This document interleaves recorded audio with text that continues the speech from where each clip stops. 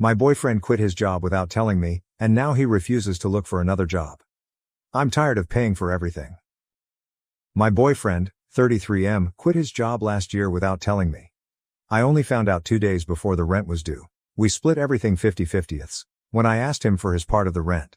When I asked, he simply told me he quit because he was tired of working at that place.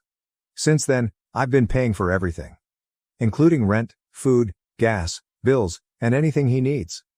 I had to work 2 jobs while going to school for a while. It was hard. But I finally finished school a couple months ago and I found my dream job. I make enough to live comfortably, even take care of my BF and still have money for saving. However, I still want him to get a job to support himself because I think as an adult, he needs a job. But I feel like he relies on me too much and he thinks since my job pays well, he doesn't have any reason to work. He always says things like, "You make good money now, so maybe you could buy me my dream car." Or, "You should open a business for me to run." It bothers me a lot.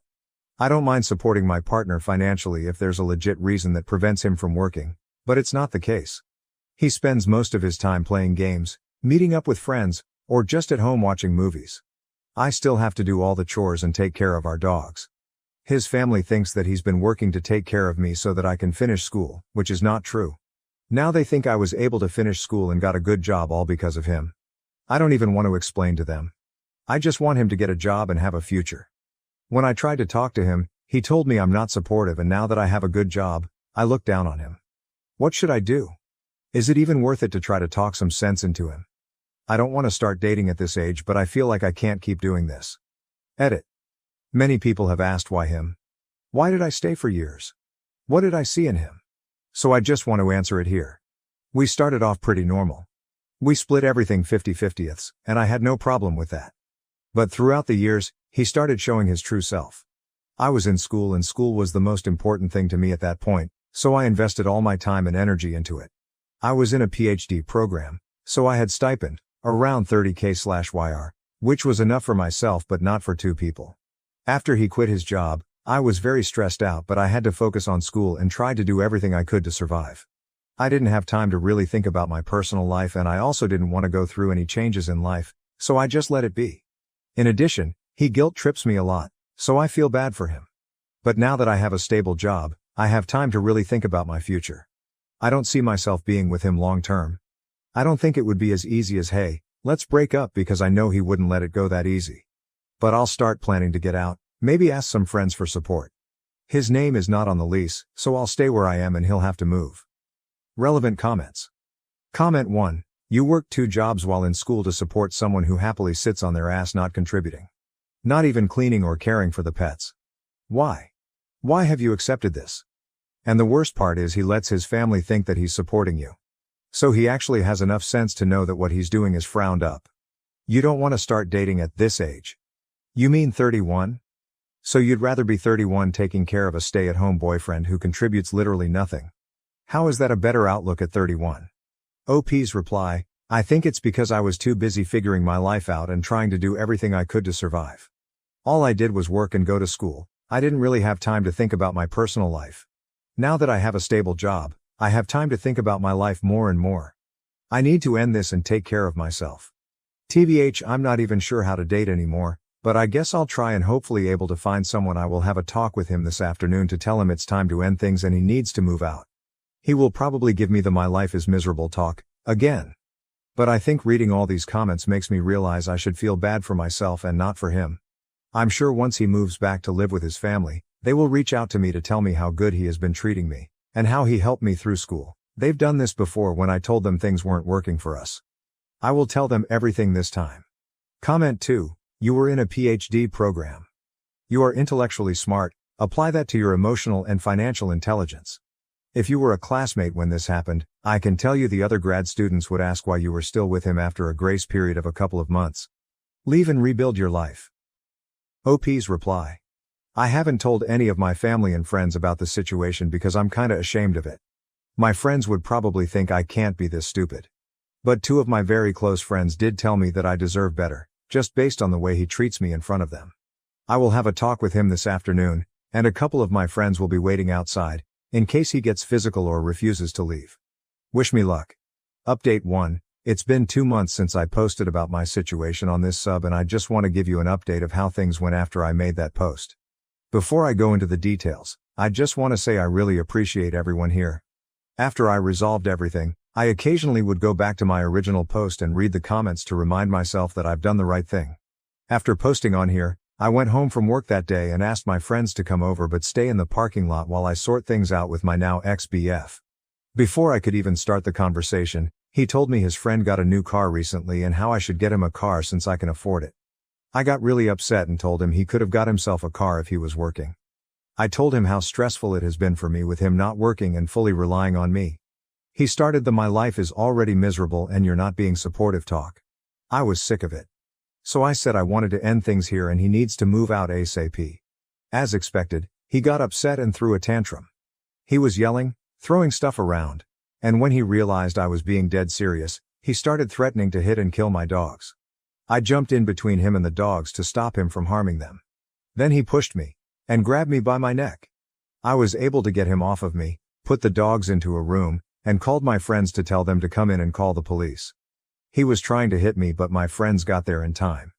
I think he got scared when he saw my friends showed up, so he backed down but still verbally told them to get out of the way or he would hit them too. The police came. They took him away and told me he wouldn't be able to come into the apartment anymore. He had to move but would need to be escorted by the police if he wanted to grab his stuff later. It was a horrible experience, but it showed me that I've done the right thing. I thought that was the end of everything. But his auntie called me when she found out, and tried to gaslight me saying that he didn't do anything wrong and I was just upset, so I called the police. I told myself that I no longer have to deal with this bullshit, so I told her to leave me alone and hung up. His family would continue to harass me but stopped when I threatened to report to the police. I continue to pay the rent and bills like how I've always been doing. The only thing that's changed is I'm now so much happier. I'm the happiest I've ever been in years.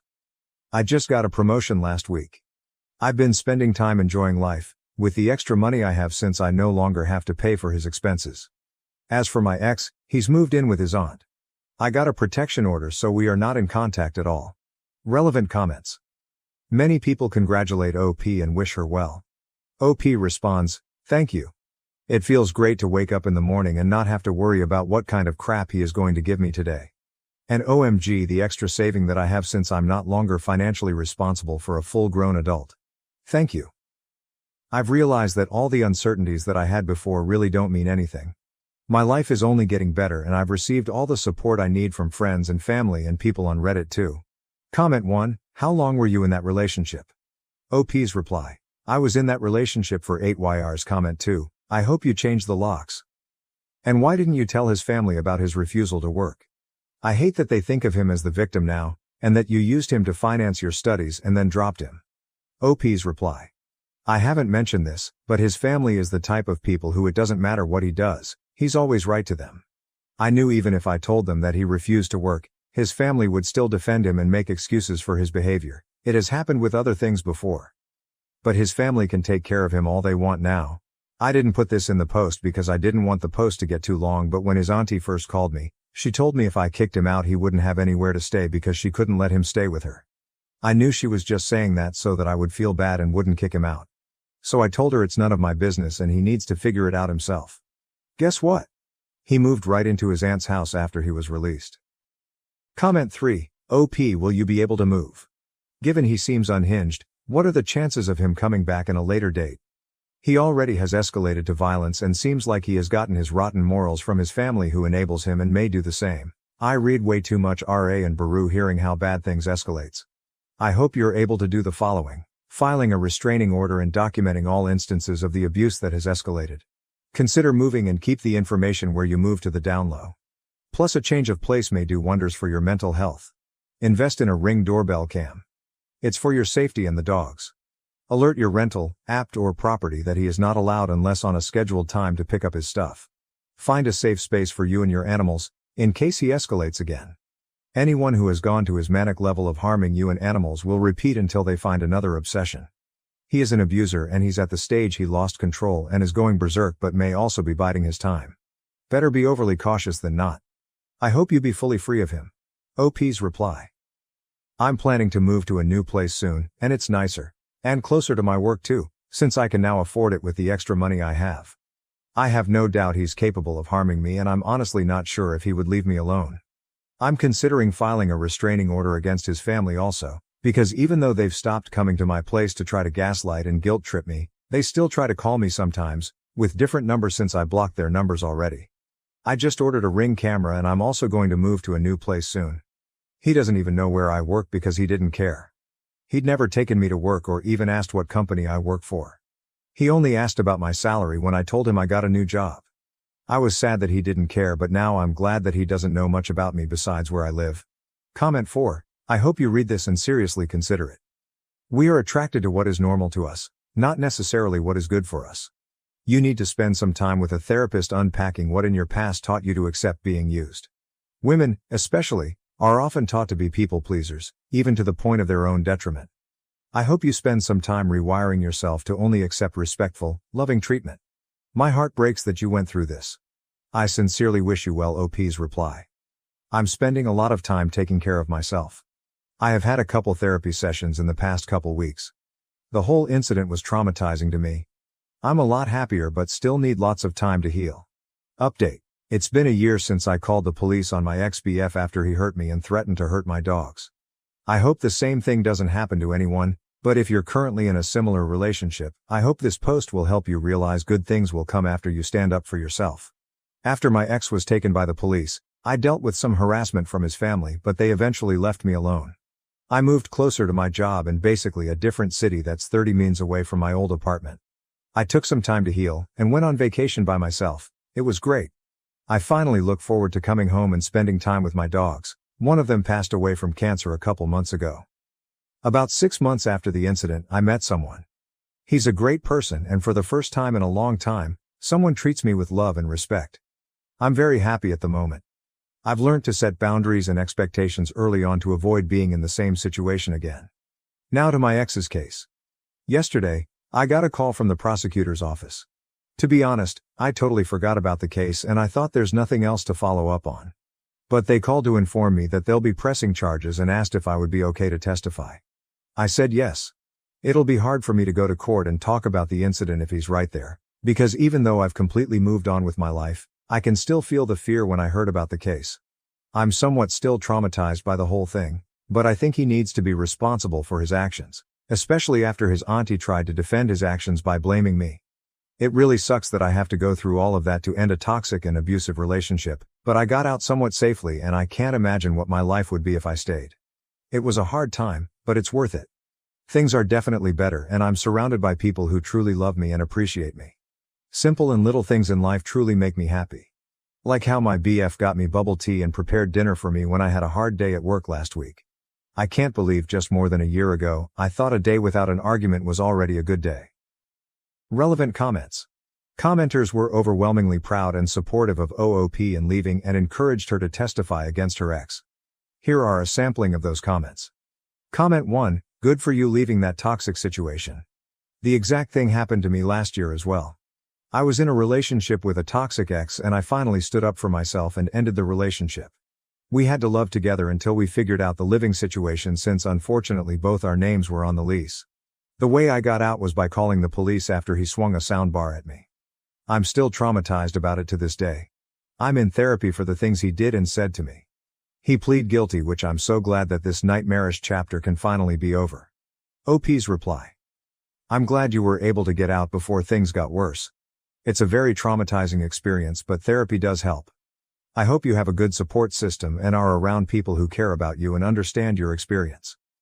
Comment 2. You may want to reach out to the victim advocate and see if the prosecutor's office, or anyone else affiliated with the court, has an emotional support dog that you can have with you when you testify.